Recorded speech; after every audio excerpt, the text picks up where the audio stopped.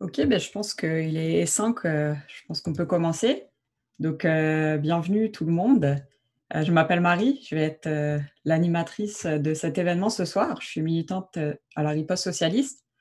Juste avant de commencer, il y en a qui l'ont déjà entendu, 3 fois, mais je vous invite, à mettre vos caméras, pour qu'on se voit malgré, la le virtuel. Puis je vous invite aussi à mettre, votre nom, dans le Zoom. Vous pouvez vous renommer.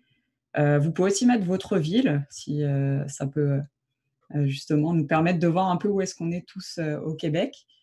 Hem, Puis, oui, donc, si vous vous êtes pas trompés, vous êtes bien à l'événement, sur les luttes autochtones organisé par la Riposte socialiste. Si vous ne nous connaissez pas, c'est peut-être la première fois que vous participez à un de nos événements. À la Riposte socialiste, donc on est une organisation révolutionnaire, présente, au Québec et ailleurs au Canada. On milite pour une transformation socialiste de la société et on intervient dans le mouvement ouvrier, le mouvement étudiant aussi, pour, promouvoir les idées socialistes. Donc, on organise des activités, d'éducation politique comme, des conférences, comme on a, ce soir. On organise aussi, des sacs de lecture où, on discute d'économie, de philosophie, d'histoire, parce qu'on considère en fait que c'est important de comprendre le monde et la société, pour, pouvoir mieux la transformer. On intervient aussi, dans, les mouvements et les luttes qui ont lieu, partout au Canada, en participant, donc aux manifestations, en venant en soutien aux travailleurs sur les lignes de piquetage, et cetera. Donc, voilà un peu, pour, ce qu'on fait, brièvement. Et en fait, je voudrais aussi, tout de suite en profiter pour, vous mentionner, un événement important qui est à venir. Le plus grand événement marxiste au Canada, c'est l'école marxiste d'hiver. Cette année, c'est la 11e édition et exceptionnellement, bah, du fait du contexte actuel, ça va être, en ligne. Hem Et ça va avoir lieu donc le 13, 14, 15 février. Donc, il y a le lien si vous voulez vous inscrire dans le chat. Puis, qu'est-ce que c'est en fait, l'école marxiste d'hiver? C'est trois jours de conférences avec, des participants qui viennent de partout au Canada, puis aussi, des États-Unis et d'un peu partout dans le monde. C'est l'avantage, d'être en ligne. Et donc, des conférences sur des sujets variés avec, différents, membres de l'organisation qui vont, présenter, des analyses marxistes de différents événements et notamment en fait, ce que je voudrais mentionner, il y a toute une liste de sujets que vous pourrez aller voir en ligne, mais on va avoir une présentation sur Louis Riel et les rébellions des métis. Donc, c'est, en thème avec, bah, dans le thème de ce soir. Et puis je pense que, ouais, ça va vraiment être intéressant. C'est un événement, assez fondamental dans l'histoire du Canada et c'est un événement révolutionnaire, peut-être qu'il y a un aspect un peu moins connu et donc je pense qu'en tant que, militant socialiste au Canada, on doit étudier, cet événement-là, et ça va nous permettre de mieux comprendre, en fait, la nature de l'État canadien. Donc, on a presque, atteint les 600 inscriptions, ce qui en fait déjà la plus grande école, marxiste, d'hiver, qu'on a jamais eue et je pense que c'est on va pas s'arrêter là, on vise, 1 000 participants. Donc, je vous invite, à vous inscrire, le lien est dans le chat. Ça va vraiment être, super intéressant et très instructif, pour tout le monde donc, n'hésitez pas pour vous inscrire dès aujourd'hui. Et donc pour introduire un peu, la présentation, si vous l'aviez pas compris en fait, heu, pourquoi est-ce qu'on organise cette conférence? C'est en fait l'occasion de lancer, notre livre, «La lutte des autochtones et la lutte pour le socialisme», que vous pouvez en fait, déjà, précommander. C'est disponible sur notre catalogue, en ligne pour, 8 $. Et qu'est-ce que c'est en fait ce livre? Hem, je vais juste présenter un peu la démarche qu'il y a, derrière tout ça. C'est en fait un document, qui a été discuté, en détail, dans, l'organisation. C'est le fruit d'efforts, collectifs en fait, pour parvenir à une analyse marxiste de l'origine de l'oppression des autochtones au Canada. Donc, militants autochtones, non autochtones qui ont participé à rédiger ce document qui a été discuté avec tous les membres. Et donc ce document a été approuvé par notre congrès en 2019, puis on est très fiers aujourd'hui de le rendre public. Donc on espère que vous serez nombreux à le lire et à en discuter avec nous. Et donc oui, c'est ça. Donc il y a le lien en description si vous voulez le précommander. Puis la version papier va bientôt être disponible, donc vous le recevrez sous peu. Oui, donc ce soir, c'est Simon, qui est aussi militant de la riposte socialiste, qui va introduire le sujet. Si c'est la première fois que vous participez à une de nos conférences, comment ça fonctionne?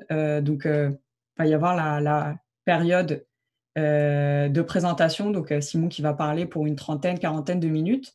Puis ensuite, on aura une période de discussion pour environ 1 heure où vous pourrez poser vos questions, ajouter à la discussion, faire des interventions sur les sujets que vous voulez.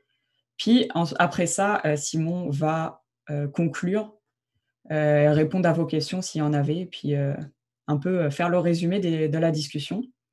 Puis après ça, on va aussi en fait rester dans le Zoom. On va se séparer en plusieurs salles si vous voulez discuter de façon plus informelle d'autres sujets aussi, ou nous poser des questions. Donc n'hésitez pas à rester après la conférence. Je pense que je vais m'arrêter là. J'ai déjà pas mal parlé, donc je vais laisser la parole à Simon. Merci Marie. Merci à tout le monde d'être là pour cette présentation sur les luttes autochtones et le marxisme ce soir. L'oppression des Autochtones, c'est vraiment une des caractéristiques fondamentales du capitalisme canadien. Et je pense que c'est le devoir de tout révolutionnaire conséquent au Québec et au Canada de s'y intéresser et de travailler à y mettre fin. Malheureusement, le système d'éducation publique qu'on a ne nous donne pas vraiment la vraie histoire des Autochtones du pays. En fait, si vous êtes comme moi, vous avez sûrement appris plusieurs années de suite au primaire, puis la même chose au secondaire, quelques faits superficiels sur le mode de vie autochtone, sans plus. Puis on vous a probablement aussi appris que Jacques Cartier a eu une rencontre cordiale avec les Autochtones lorsqu'il a découvert ce qui s'appelle aujourd'hui le Canada. Et c'était le début d'une longue histoire de collaboration pacifique. Tout ce récit de la colonisation pacifique est maintenu aujourd'hui, par exemple, avec l'idée libérale de la réconciliation. Mais la vraie histoire de la colonisation et du capitalisme canadien est bien différente. C'est une histoire de violence, de vol de terre et de génocide contre les Autochtones. Et c'est une histoire qui se poursuit aujourd'hui. En fait, souvent, on va entendre que le Canada, c'est un peu comme les États-Unis, mais en mieux. Les libéraux se soulagent d'avoir Justin Trudeau comme premier ministre et non quelqu'un comme Trump. Le pays serait plus progressiste, moins raciste, moins violent, etc., etc. Mais quand on regarde l'ampleur de l'oppression des personnes autochtones, on réalise à quel point c'est faux. Le Canada, le plus meilleur pays du monde, serait à peu près 10e selon l'index de développement humain de l'ONU. Mais si on appliquait cette statistique uniquement aux Autochtones, le pays descendrait au niveau de plusieurs pays du soi-disant tiers-monde, c'est-à-dire à peu près autour du 65e rang, ce qui donnerait un pays un peu comme l'Iran, en fait. Encore plus, selon Service aux Autochtones du Canada, 41 communautés autochtones avaient des avis d'ébullition d'eau en décembre dernier. Ça doit être à peu près le même chiffre en ce moment. Puis le plus long avis d'ébullition dure depuis 25 ans. Cet avis-là, c'est à Neskantaga, dans le nord de l'Ontario. Et en fait, en octobre dernier, la qualité de leur eau était tellement mauvaise qu'ils ne pouvaient même pas la consommer, même en la faisant bouillir. Donc, la réserve a dû être évacuée par les airs. Et tout ça, ça se passe dans le pays avec les plus grandes réserves d'eau potable au monde. Trudeau avait promis de mettre fin au problème d'eau potable avant mars 2021, mais maintenant, les libéraux ont retiré leur promesse, bien sûr. Ils disent qu'ils vont le faire dès que possible, mais comme c'est jamais une priorité pour eux, dès que possible, ça veut dire jamais sous leur gouvernement, en fait. Puis la preuve que régler ce problème-là, ce n'est pas une question de manque de moyens, c'est que le coût total pour réprimer le mouvement des Wet'suwet'en cette année, c'était plus grand que le coût pour réparer toutes les infrastructures d'eau potable dans les communautés autochtones à travers le Canada. C'est vraiment ridicule. Donc, clairement, la priorité pour l'État canadien, ce n'est pas le respect des droits humains, c'est plutôt la répression. Mais bon, l'accès à l'eau potable, ce n'est pas le seul problème. La pauvreté aussi. 80% des réserves ont un revenu médian sous le seuil de la pauvreté. Au pays aussi, 61% des enfants autochtones vivent dans la pauvreté.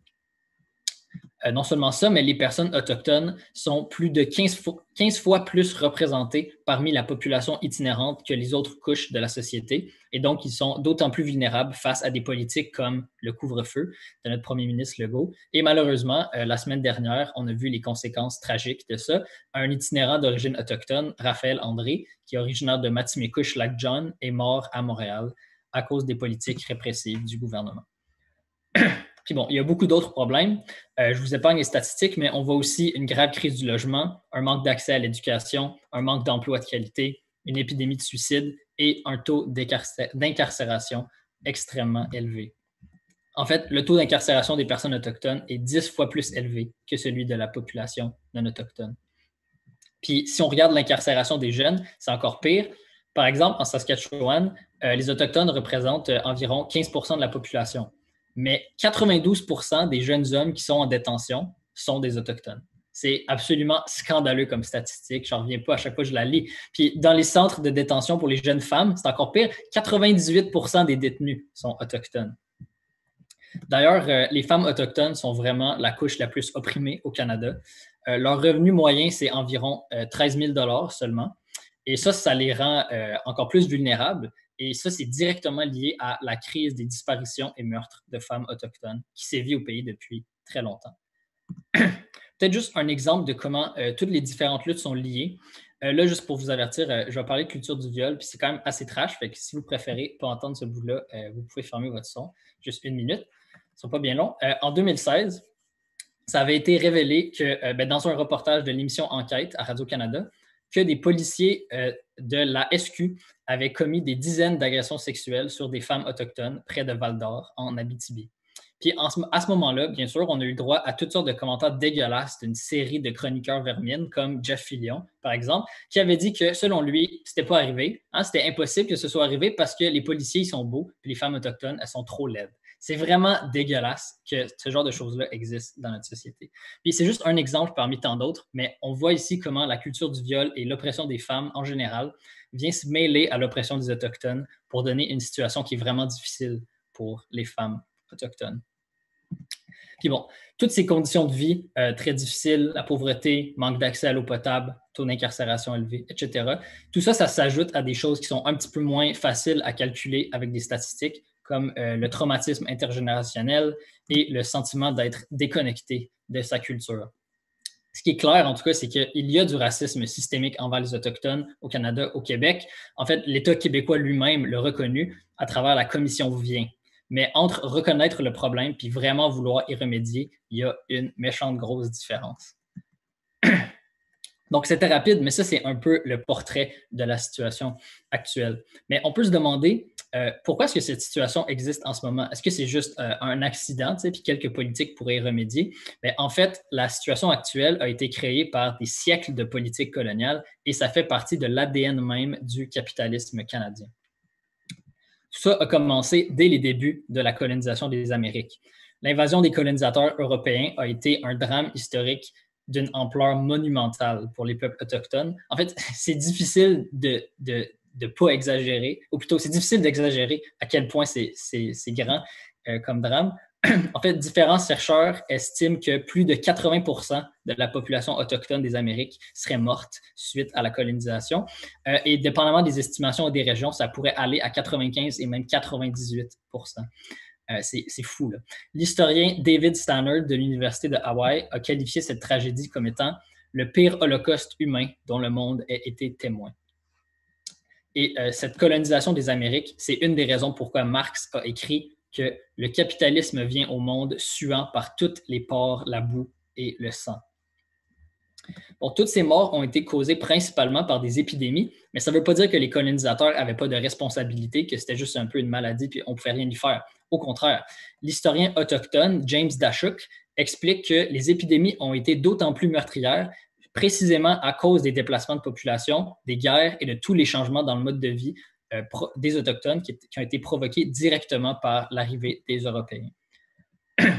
En plus, les Autochtones étaient directement exploités par les puissances colonisatrices à travers la traite des fourrures. Les colonisateurs faisaient du profit sur le travail des Autochtones. Puis non seulement il y avait de l'exploitation économique, mais en intégrant les Autochtones au marché capitaliste mondial, la traite a eu des conséquences dévastatrices au niveau écologique.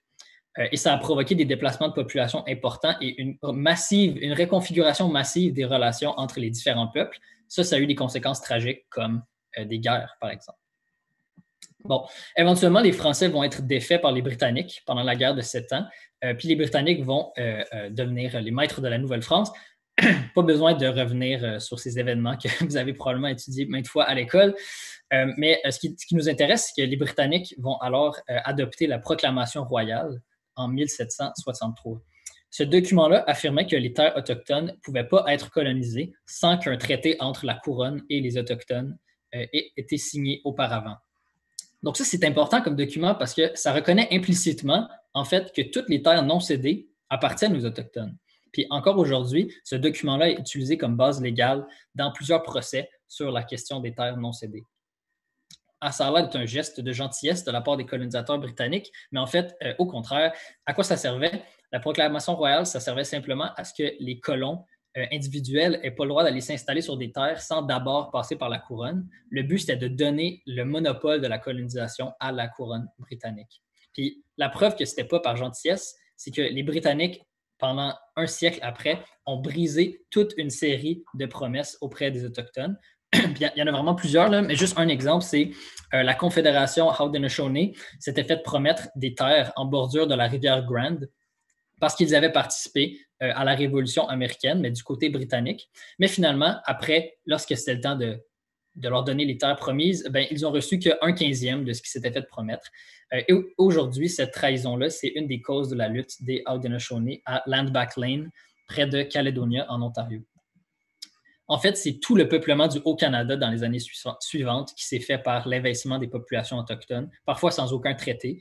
Et ce processus de vol de terre va se poursuivre pendant plus d'un siècle, en repoussant toujours plus les Autochtones à l'intérieur des terres et vers l'ouest. Donc bon, ça nous amène, je vais vite évidemment, pas le choix, ça nous amène à la Confédération en 1867. La Confédération, c'est arrivé à un moment où le capitalisme canadien prenait son essor.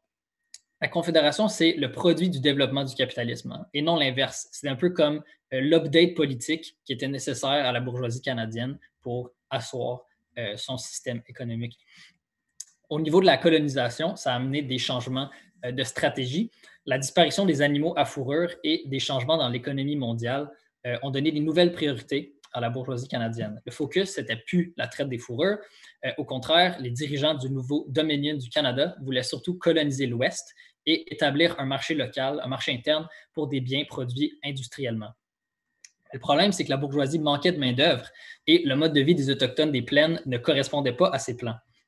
Donc, ils ont entrepris un processus de destruction du mode de vie des Autochtones de l'Ouest. Par exemple, en 1870, en parlant des plans de construction du chemin de fer, Johnny MacDonald va écrire dans une lettre « Si ces misérables métis ne se dispersent pas, il faudra les écraser ». Je pense que c'est assez clair. Dans le langage marxiste, on dirait que le développement du mode de production capitaliste à ce moment-là était en contradiction avec les formes de propriété et les formes de famille des sociétés autochtones. Les bourgeois canadiens avaient besoin d'établir des relations capitalistes, c'est-à-dire introduire la propriété privée des terres, du bois, du bétail, etc. Ils voulaient aussi, si possible, faire des Autochtones une main-d'œuvre bon marché, et pour faire ça, il fallait sédentariser les Autochtones de l'Ouest et réorganiser toute leur société. Donc ça, c'est le contexte dans lequel on va voir les rébellions des Métis de Louis Riel. Bon, je n'ai pas vraiment le temps d'en parler, mais comme Marie a dit au début, on va avoir une présentation sur ce sujet pendant l'école marxiste le 13 février prochain.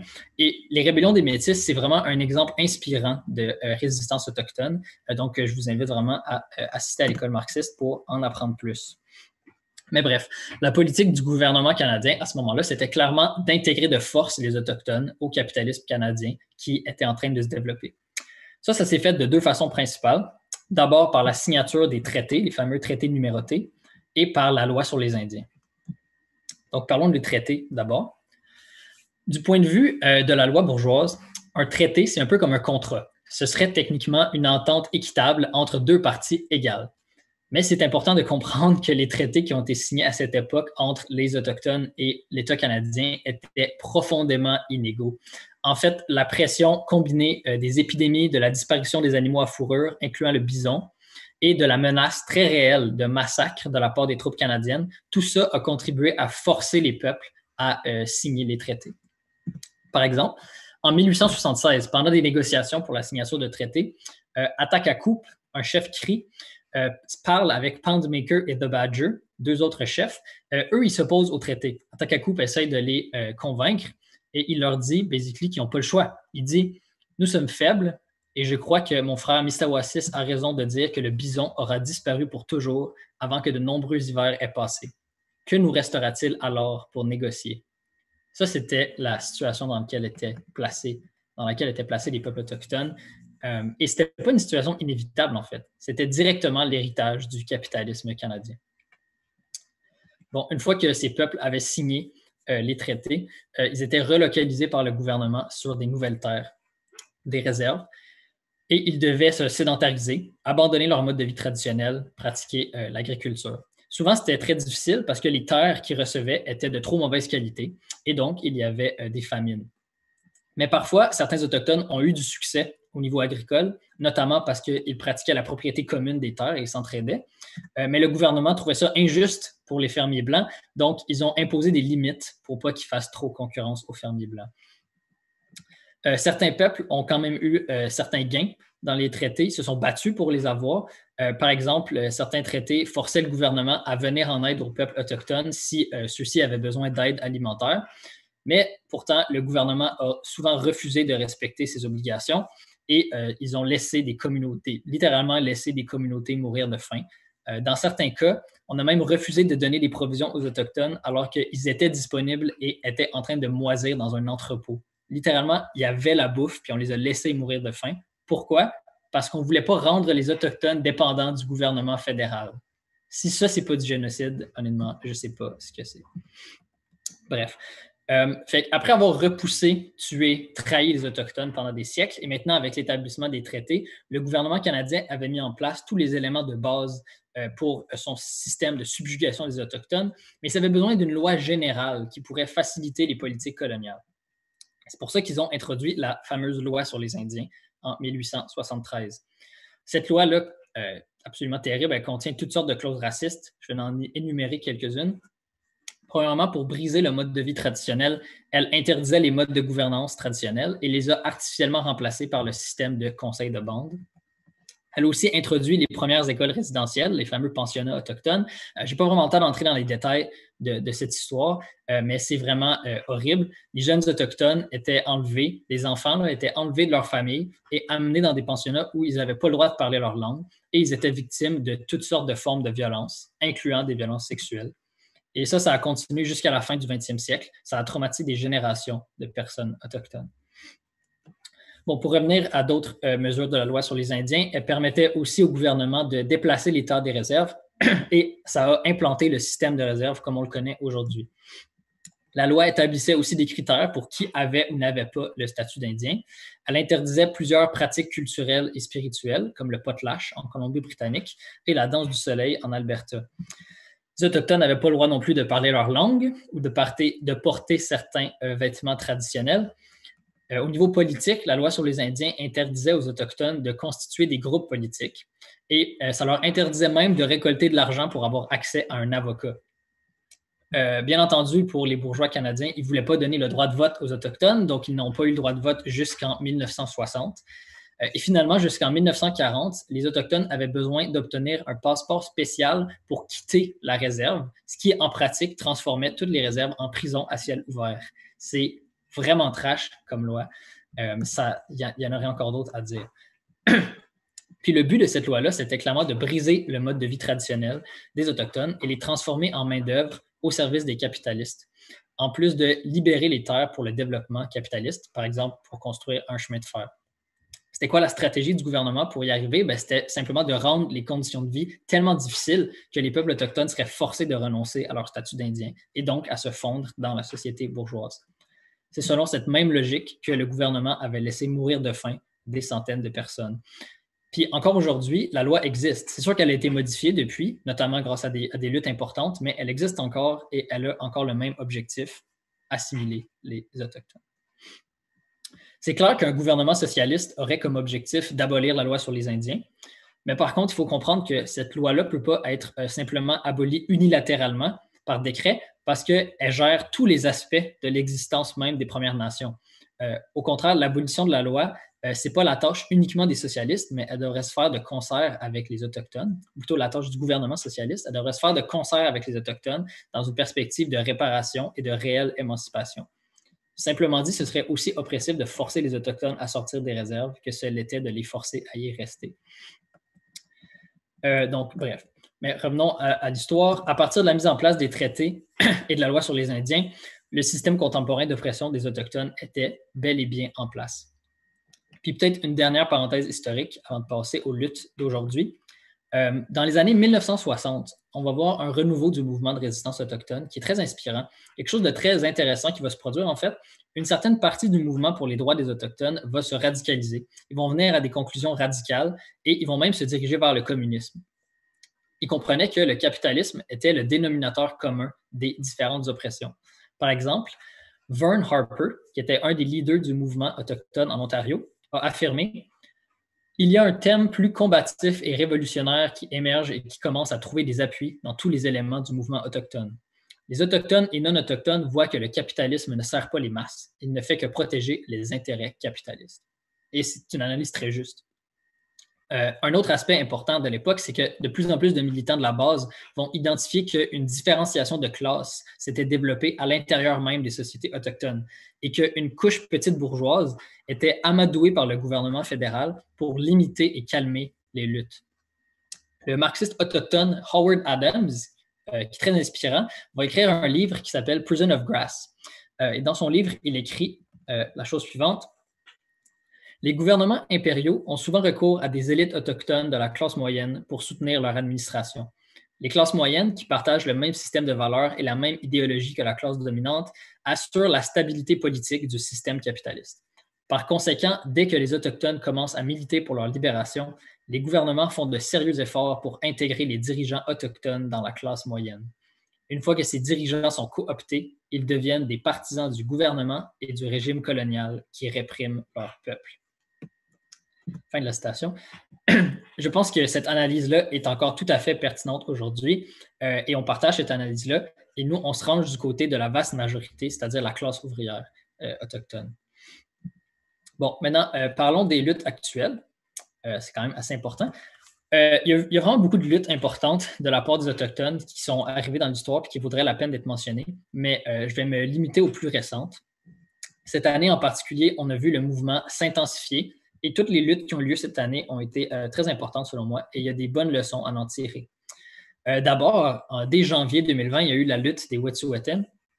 Les Wet'suwet'en sont un peuple dans l'ouest du Canada et ils luttaient contre la construction d'un pipeline sur leur terre ancestrale, le fameux projet Coastal GasLink, et leur lutte avait commencé depuis 2019 au moins. Puis même si le projet passait sur leur terre, malgré leurs protestations et malgré les fameuses promesses vides de Justin Trudeau, le gouvernement du Canada voulait aller de l'avant avec le projet à tout prix, parce que personne n'a le droit d'empêcher les barons du pétrole de faire leur cash. Donc, le gouvernement du Canada a envoyé la GRC pour casser la résistance des Wet'suwet'en. Bon, puis il y a beaucoup de choses qui se sont passées dans ce mouvement-là, mais je pense qu'une des leçons les plus importantes de la lutte, c'est d'avoir montré clairement les limites des solutions à l'intérieur du capitalisme. Je fais surtout référence à la Déclaration des Nations unies sur les droits des peuples autochtones, la DNUDPA, qui avait été adoptée par le gouvernement de la Colombie-Britannique. La DNUDPA reconnaît les droits des peuples autochtones à l'autodétermination, à l'autonomie et à l'autonomie gouvernementale, et elle met l'accent sur le concept de consentement préalable donné librement et en connaissance de cause pour les activités en territoire autochtone. Ce qui inclut, par exemple, la construction d'un pipeline, bien entendu. Et nous, bien sûr, on supporte ces principes-là en général. Mais en fait, le vrai problème avec la DNUDPA, c'est que ces principes sont impossibles à appliquer sous le capitalisme. Par exemple, comme j'ai dit, le gouvernement de la Colombie-Britannique avait adopté la DNUDPA, puis ça ne les a pas empêchés de supporter la construction du pipeline sans le consentement préalable donné librement et en connaissance de cause des Wet'suwet'en. Le gouvernement de Stephen Harper ne cachait pas son opposition à la DNUDPA. Il disait que ce serait comme donner un droit de veto au peuple autochtone, et ça, c'est une mauvaise chose. Pour la bourgeoisie canadienne et ses représentants, la consultation des Premières Nations, c'est un obstacle à cette domination économique. Les libéraux de Justin Trudeau, ils ont présenté les choses un peu différemment. Ils disaient qu'ils étaient des défenseurs de la réconciliation et donc ils allaient appliquer la DNUDPA. Mais peu de temps après avoir pris le pouvoir, ils ont bien entendu changé d'idée. Sous la pression de la classe dirigeante, ils présentent eux aussi maintenant la déclaration comme étant un droit de veto pour les Autochtones. Ce qui arrive, c'est que la classe dirigeante et ses représentants politiques nous montrent que, quel que soit leur beau discours par rapport à la réconciliation, les peuples autochtones n'auront toujours pas leur mot à dire sur les activités économiques qui se déroulent sur leur terre. C'est le gouvernement et les entreprises qui vont avoir le dernier mot. Dans une économie capitaliste, les moyens de production, ce qui inclut les usines, les machines, les serveurs informatiques, etc., mais aussi les terres et les ressources naturelles, sont la propriété privée des capitalistes. La maîtrise économique de la nation et le contrôle des ressources naturelles, c'est un des piliers de la domination de classe des capitalistes.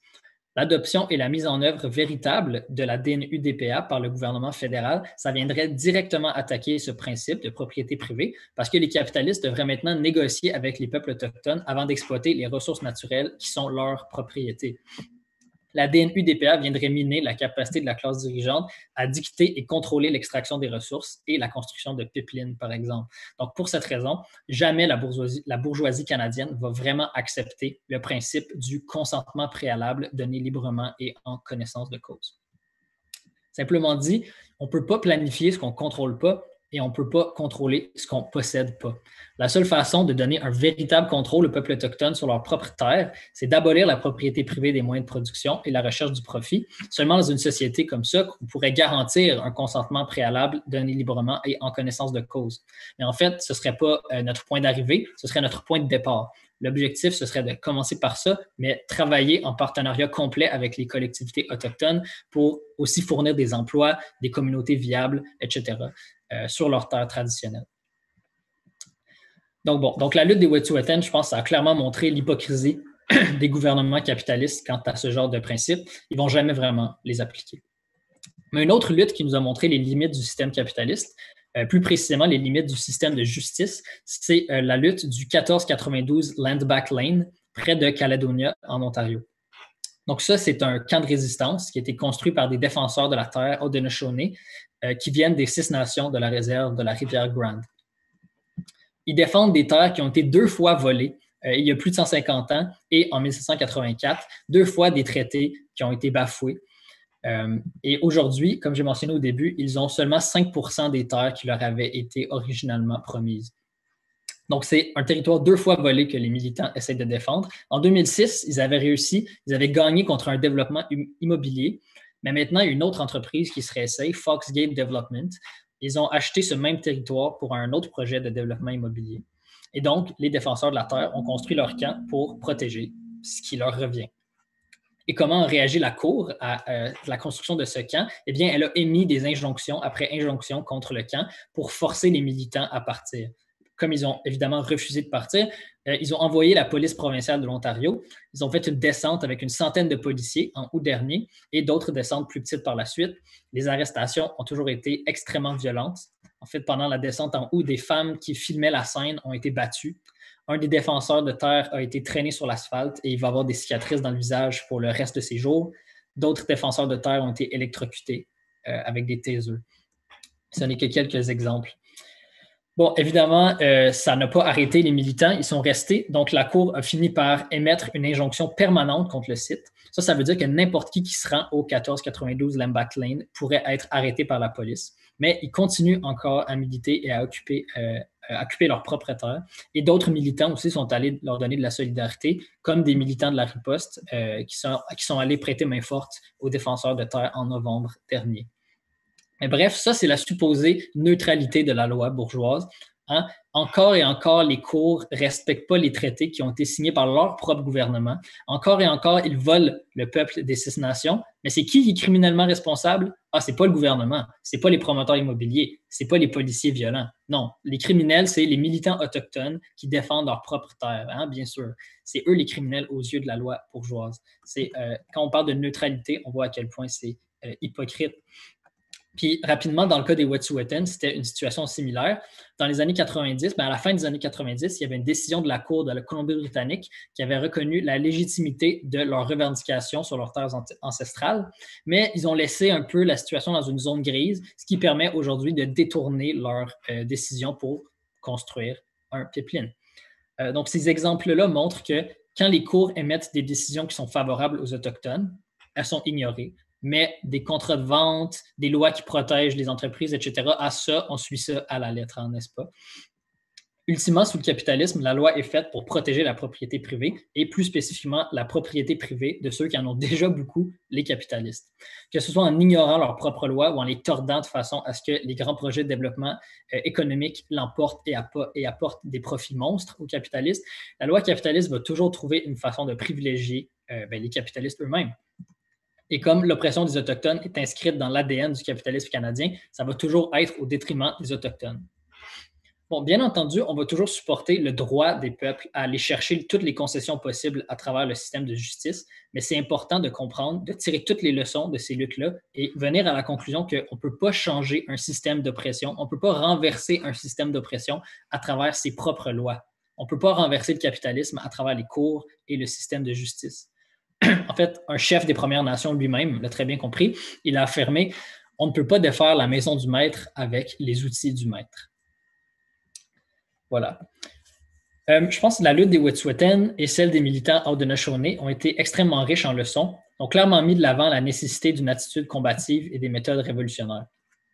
En fait, ces luttes-là ne sont pas encore complètement terminées, mais on voit clairement c'est quoi les méthodes qui font hésiter le gouvernement et les capitalistes. Des blocages de l'économie, des manifestations de masse, des actions de solidarité.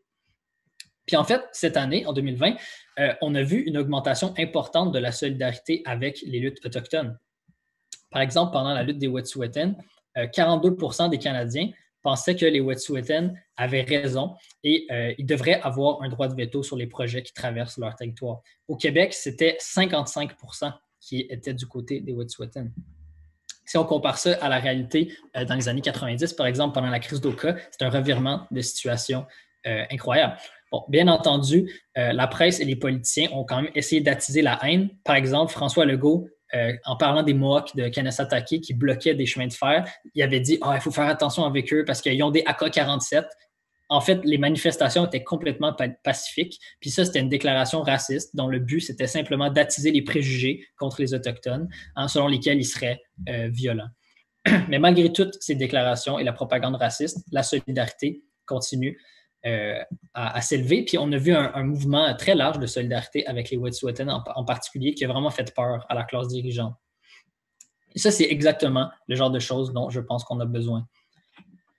Mais il y a certaines personnes, malheureusement, même à l'intérieur de la gauche, qui remettent en question cette opinion. Ils ne pensent pas qu'il faut un mouvement de solidarité le plus large possible. En fait, ils vont avancer l'idée que les Blancs sont des colons et ils ont des intérêts en opposition directe avec ceux des Autochtones. Et donc, ils ne peuvent pas lutter côte à côte. Un exemple qui semble montrer qu'ils auraient raison, c'est ce qu'on a vu en Nouvelle-Écosse en automne dernier, où il y a eu des attaques de la part de des pêcheurs blancs racistes contre des pêcheurs autochtones. Mais regardons un peu les faits.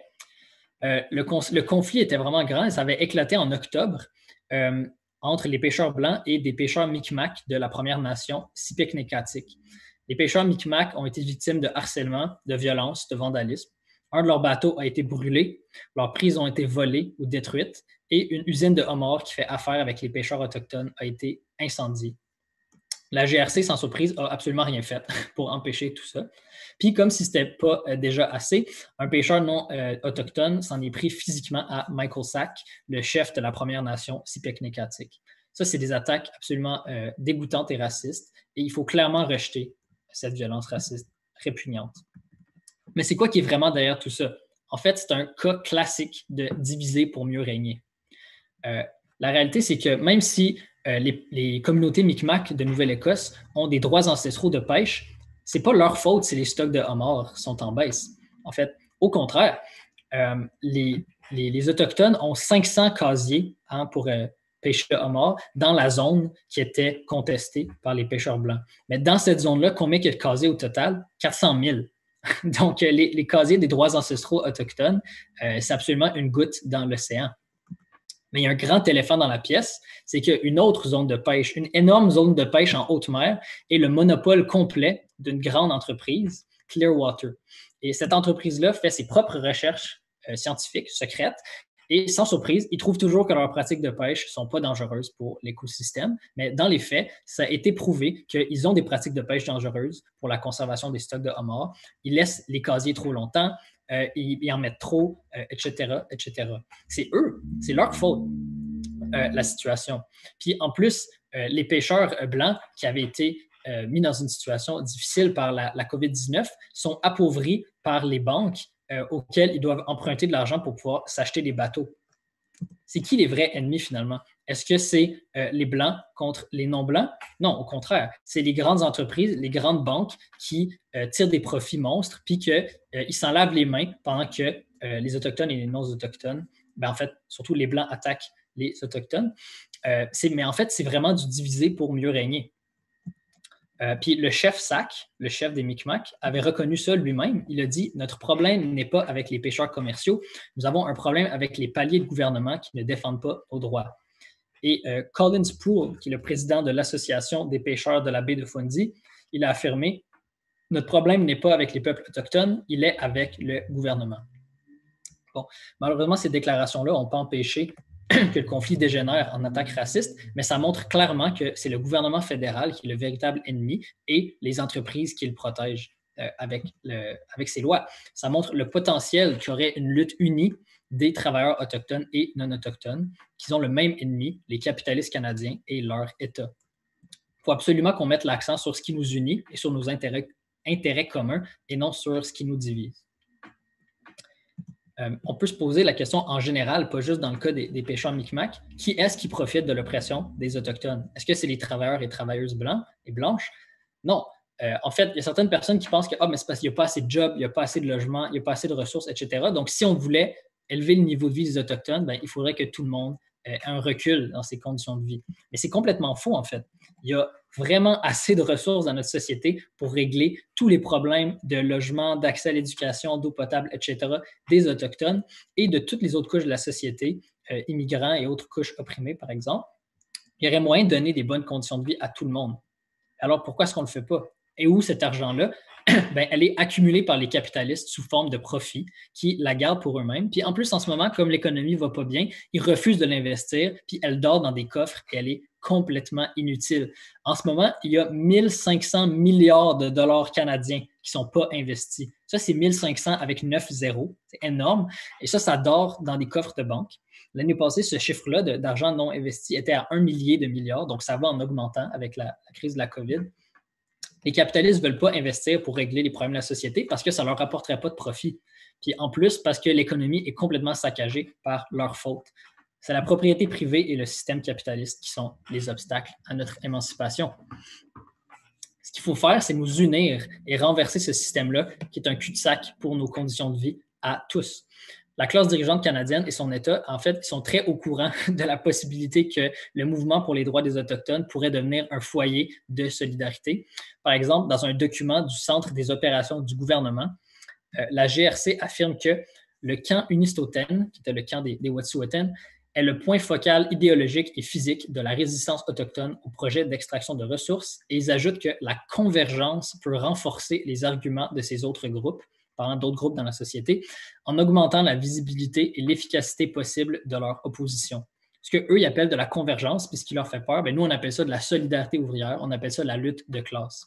On a besoin de cette convergence de tous les peuples opprimés et exploités, c'est-à-dire de toute la classe ouvrière, de toutes les Amériques, Québec, Canada, Amérique du Nord, etc. Il faut qu'on se lève et qu'on se batte ensemble en tant que classe pour mettre fin à des siècles d'oppression capitaliste et d'exploitation des peuples autochtones. Ça me mène à parler très rapidement des syndicats. Dans un soulèvement de toute la classe ouvrière, les organisations de masse des travailleurs auraient un rôle important à jouer. Aujourd'hui, les syndicats devraient porter fièrement l'étendard de la lutte contre l'oppression des Autochtones. Les syndicats pourraient en quelque sorte agir comme un levier ou un porte-voix pour les communautés autochtones. Juste un exemple concret, quand il y a eu des blocus de chemin de fer en janvier dernier, imaginez qu'est-ce qui serait arrivé si des syndicats qui étaient liés au rail, de près ou de loin, étaient entrés en grève de solidarité. Le rapport de force de Wet'suwet'en aurait été absolument décuplé. Mais malheureusement, les directions syndicales actuelles sont réformistes et ils ne veulent pas mener ce combat. C'est pour ça que les marxistes, on doit militer pour un syndicalisme de combat, non seulement dans les luttes des travailleurs sur leur milieu de travail, mais aussi dans des luttes larges et solidaires comme la lutte contre l'oppression des Autochtones. Puis non seulement cette solidarité-là, c'est le plus efficace, mais en plus, à travers la lutte, on brise les préjugés. Il y a plusieurs travailleurs aujourd'hui qui ne comprennent pas les enjeux de la lutte contre l'oppression des Autochtones. Ils ne se sentent pas vraiment concernés. Ils se font avoir par la propagande raciste du gouvernement ou des idées qui affirment qu'il n'y a pas de solidarité possible. Mais les travailleurs ne sont pas juste passifs. À travers la lutte, ils peuvent se former des nouvelles idées. Ils peuvent rehausser leur conscience de classe. Si on créait des liens de solidarité, les préjugés racistes pourraient facilement tomber. Un exemple concret, un travailleur qui est sur une ligne de piquetage avec un travailleur racisé ou un travailleur du secteur de l'énergie qui lutte contre les mêmes boss qui sont responsables du pillage des terres autochtones réalise très concrètement que ses intérêts sont les mêmes que ceux des autres couches de la classe ouvrière. C'est ce genre de choses-là qui rend la solidarité ouvrière possible. Bon, ma présentation tire à sa fin. Je vais juste revenir rapidement sur la lutte des Wet'suwet'en. Dès le début, cette lutte-là a montré l'hypocrisie du slogan libéral de la réconciliation. Pour Justin Trudeau, la réconciliation, c'est de parler de la fin du colonialisme par un coin de la bouche, mais appeler la GRC à tabasser les Wet'suwet'en par l'autre. En fait, concrètement, quand la GRC a envahi le camp des Wet'suwet'en, ils ont scié une barrière de bois sur laquelle était écrit réconciliation en grosses lettres. Ils ont littéralement tué la réconciliation. Ça, c'est un symbole fort qui va rester dans les luttes à venir.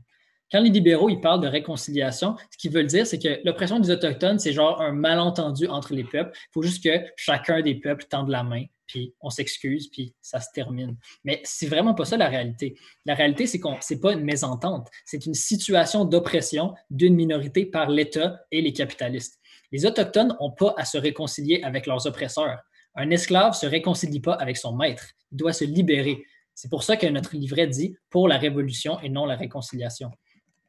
Un gouvernement socialiste ne défendrait pas le slogan hypocrite de la réconciliation, il défendrait plutôt une véritable émancipation des peuples autochtones. C'est seulement sur la base de cette libération, de cette émancipation, qu'on pourrait véritablement mettre fin au racisme systémique. Et pendant le mouvement, les Wet'suwet'en sont arrivés à cette conclusion, en fait. Leur slogan « Reconciliation is dead, revolution is alive », la réconciliation est morte, la révolution vit, on est de tout cœur avec ce slogan-là. Donc, pour conclure, je pense qu'on peut voir qu'en ce moment, on entre dans une des périodes les plus mouvementées de l'histoire du capitalisme. En 2019, il y avait plusieurs mouvements révolutionnaires dans le monde. Puis en 2020, il y a eu la pandémie de COVID-19 qui a complètement bouleversé l'économie.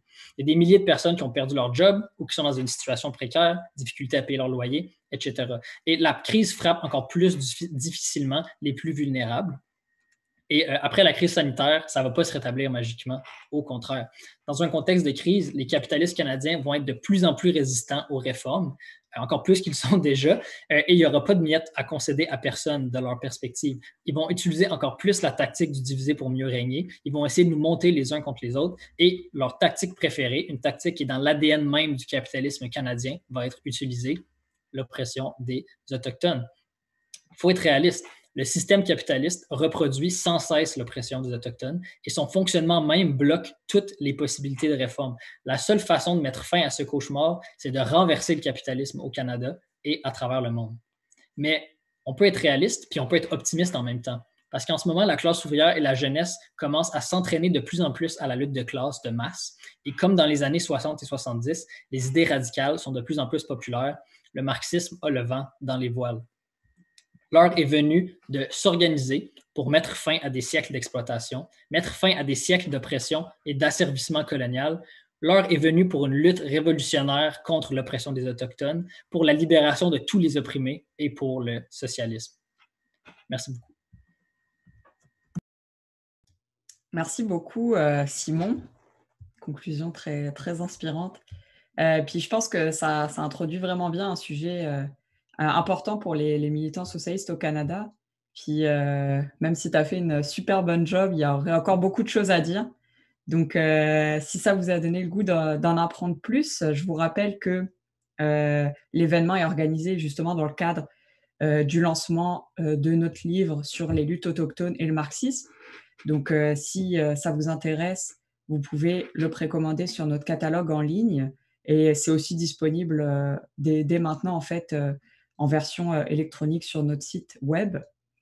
Puis en fait, je veux aussi en profiter, pour vous dire qu'on va organiser un cercle de lecture, sur, justement ce livre. Ça va avoir lieu le 10 février à 18h30.